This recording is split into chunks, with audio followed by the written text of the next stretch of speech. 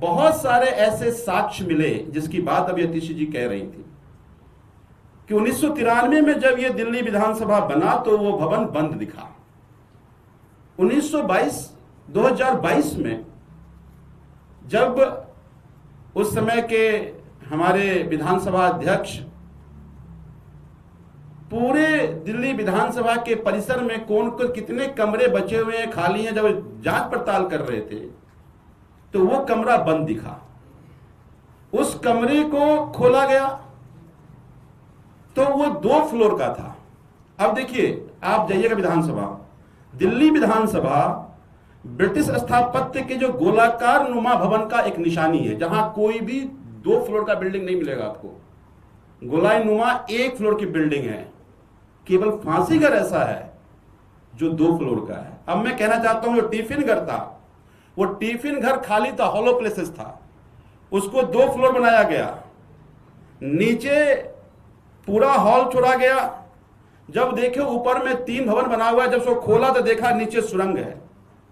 सुरंग के नीचे जब उन्होंने देखा, वहां पर रस्सियां मिली, वहां पे 7 जोड़े जूते मिले, वहां पर कांच की गोली मिली।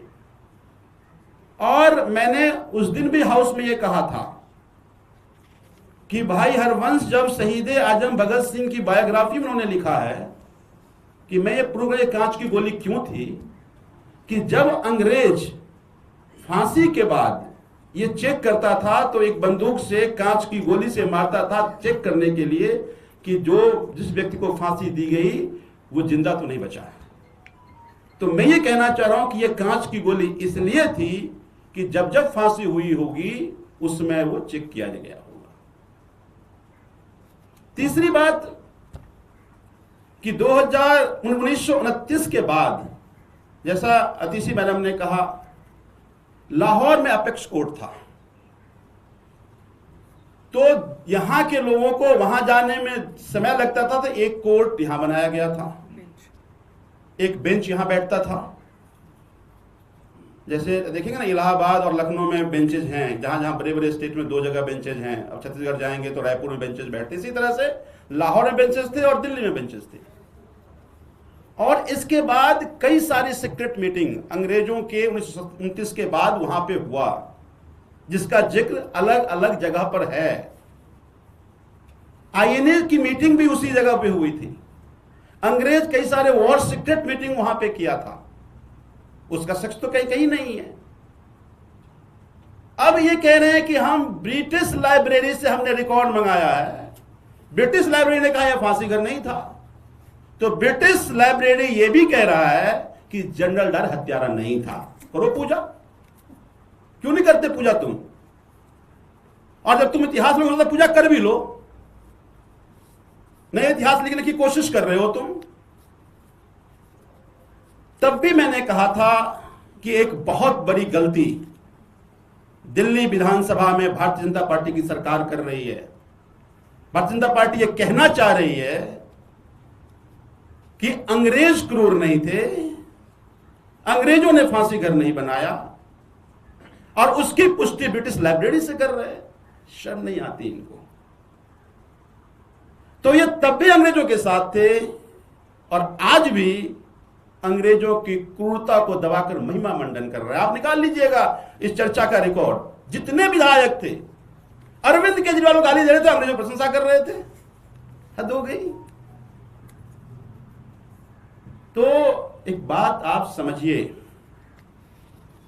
कि वैसे भी देश में कई जगह ऐसे एग्जीबिशन बनाए गए हैं जो अंग्रेजों की क्रूरता को दर्शाता है। जब मैं वो फांसी घर देखता था तो मेरे मन में भी देशभक्ति जागती थी।